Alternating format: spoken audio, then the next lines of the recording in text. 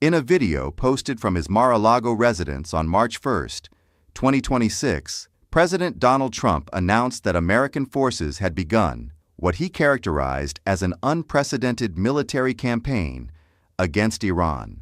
Operation Epic Fury, which commenced on February 28, involved strikes on Revolutionary Guard command centers, air defense installations, and military facilities throughout Iranian territory. The announcement included confirmation that Ayatollah Ali Khamenei, who had led Iran since 1989, was killed in the assault. Iranian state broadcasters verified Khamenei's death later that evening. Trump also disclosed that combat operations had already cost American lives. 3 service members killed in action, with 5 more critically wounded, according to U.S. Central Command reporting. The military action's timing raised immediate questions. Just 1 day earlier, on February 27th, diplomats from Oman had announced significant progress in nuclear negotiations, stating that Iran had agreed to verifiable restrictions on uranium enrichment and declaring that peace appeared within reach. Trump's statement offered his rationale for initiating large-scale military operations without seeking congressional approval and outlined what he envisions as the next phase for Iran's future. Watch how he opened his announcement.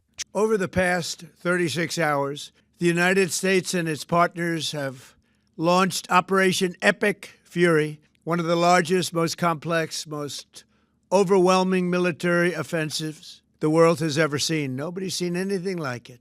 We have hit hundreds of targets in Iran, including Revolutionary Guard facilities, Iranian air defense systems. Just now it was announced that we knocked out 9 ships plus their naval building, all in a matter of literally minutes. Iran's formerly supreme leader, Ayatollah Khamenei, is dead.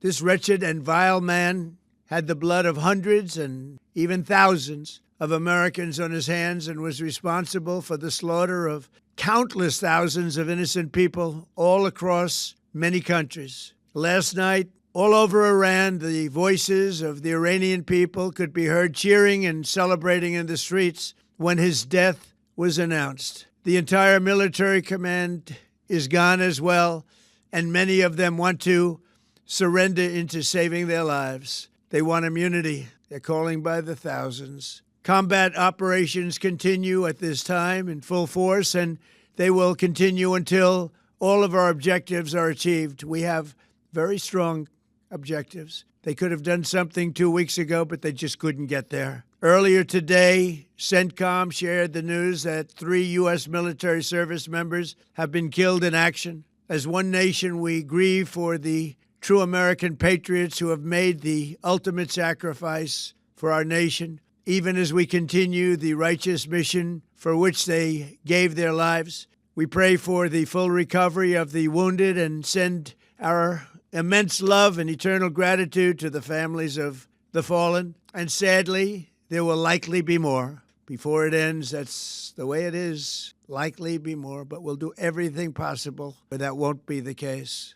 But America will avenge their deaths and deliver the most punishing blow to the terrorists who have waged war against basically civilization. They have waged war against civilization itself. Our resolve, and likewise that of Israel, has never been stronger. America is now, again, the richest, most powerful nation in the world by far. But the only reason we enjoy the quality of life that we do and the freedom and security is we have done things that others are unable to do. But it's because of warriors who are willing to lay down their lives to do battle with our enemies. And they do battle better than anybody. An Iranian regime armed with long-range missiles and nuclear weapons would be a dire threat to every American.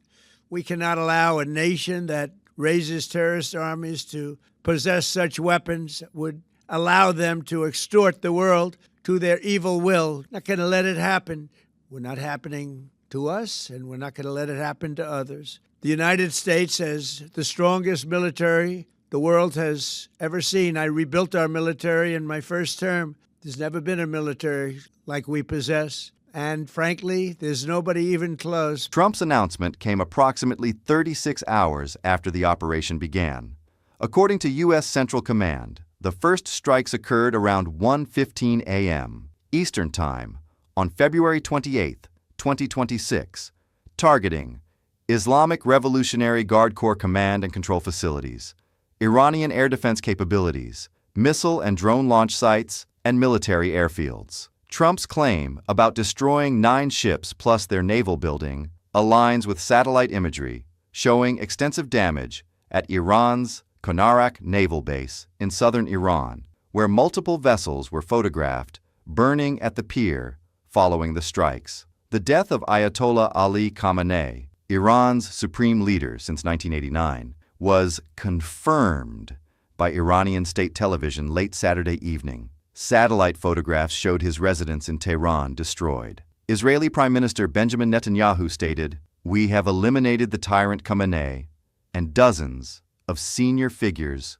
of the oppressive regime." Trump's assertion that all over Iran, the voices of the Iranian people could be heard cheering and celebrating is difficult to independently verify in real time. While the White House later circulated videos purporting to show celebrations in some Iranian cities, the country had also witnessed massive pro-government rallies as recently as February 11, 2026, on the anniversary of the 1979 revolution. The American casualties Trump referenced were officially announced by U.S. Central Command. As of 9:30 a.m. Eastern Time, March 1st, 3 U.S. service members have been killed in action, and 5 are seriously wounded as part of Operation Epic Fury. Several others sustained minor shrapnel injuries and concussions. These casualties occurred as Iran responded to the U.S.-Israeli strikes with missile and drone attacks targeting U.S. military installations across the Middle East, including bases in Bahrain, Jordan,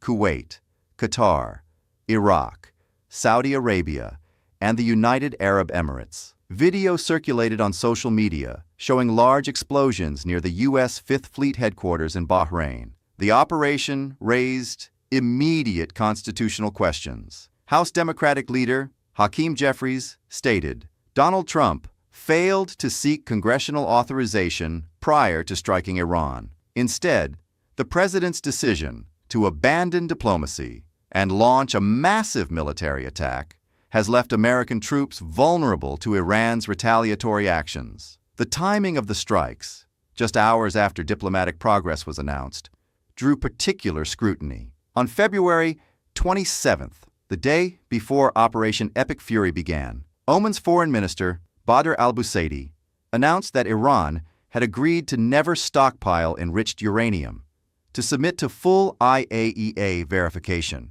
and to irreversibly downgrade its current enriched uranium to the lowest level possible. Al-Busaidi stated peace was within reach. Former military officials raised legal concerns about the operation. Rachel Van Landingham, a former Air Force lawyer and national security law professor, told The Intercept that while both Democratic and Republican administrations have expanded executive war powers over time, this operation was launched despite active diplomatic negotiations, and without the imminent threat justification typically cited for unilateral military action. In the second portion of his statement, Trump shifted from describing the operation's military objectives to making a direct appeal to the Iranian people and military. Watch how he framed that call. We are now using that military for good. We want to have it for good purpose. We're undertaking this massive operation not merely to ensure security for our own time and place, but for our children and their children, just as our ancestors have done for us many, many years ago. This is the duty and the burden of a free people.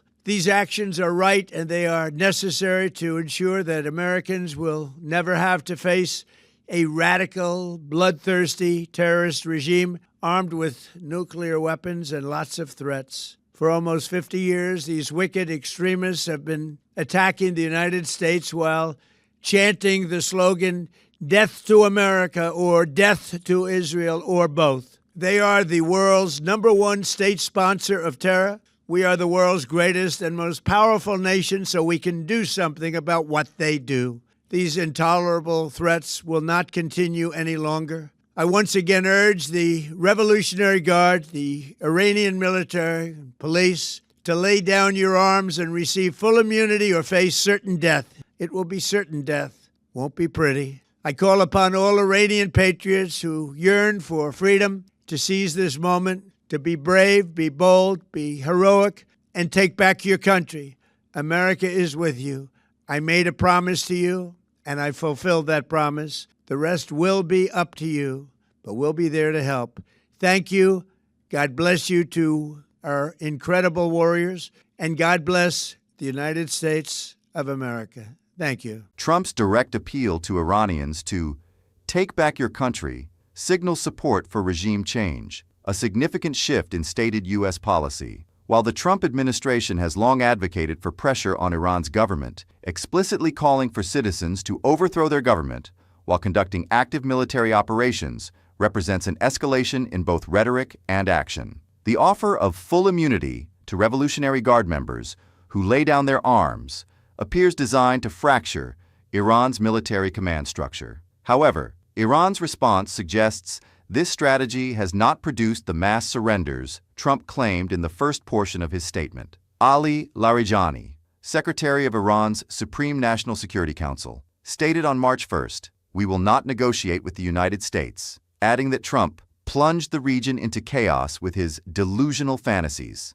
International reaction to the operation has been divided. Canadian Prime Minister Mark Carney supported the strikes, stating, "Canada's position remains clear. The Islamic Republic of Iran is the principal source of instability and terror throughout the Middle East. Canada supports the United States, acting to prevent Iran from obtaining a nuclear weapon." Israeli Prime Minister Benjamin Netanyahu thanked Trump for historic leadership. However, UN Secretary General Antonio Guterres condemned what he termed military escalation in the Middle East. The UN Security Council convened an emergency meeting on Saturday.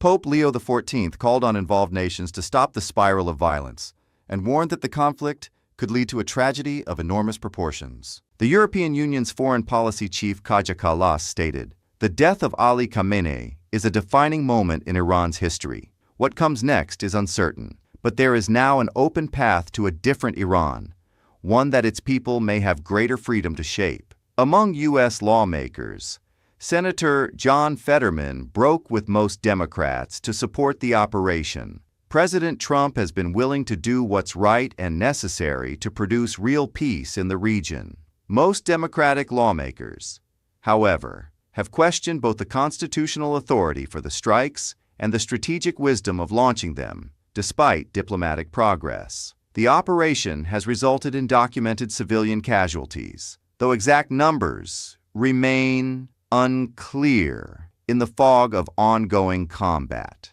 Reports indicate a strike on a girls' primary school resulted in nearly 100 reported civilian casualties, though independent verification of specific incidents remains pending as combat operations continue. The conflict has already disrupted global commerce significantly. Iran announced closure of the Strait of Hormuz to vessel traffic, a waterway through which approximately 20% of the world's oil supply transits. Airlines have canceled thousands of flights to Middle Eastern destinations, with at least 14,000 departure and arrival flights affected. Trump told The Washington Post in a phone interview following his video statement that his primary objective is freedom for the people of Iran, adding, "We're doing this for the future, and it is a noble mission." He indicated the operation could take 4 weeks or less. Trump's statement describes a major military operation launched without congressional authorization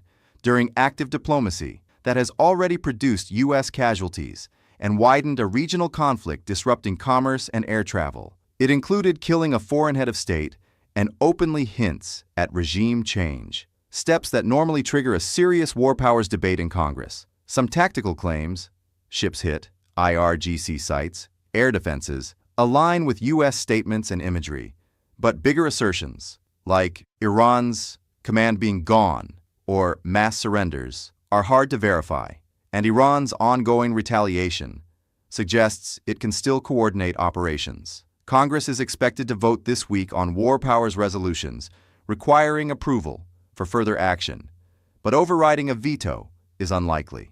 The costs are already clear. 3 U.S. troops dead, 5 badly wounded, more expected, and rising civilian harm as Iran retaliates across the region. Whether Epic Fury achieves the stated goals, stopping Iran's nuclear path and helping Iranians reclaim their country, remains unknown. What is known, the U.S. is now in active combat with Iran, with escalation risks growing. If this kind of coverage matters to you, hit subscribe.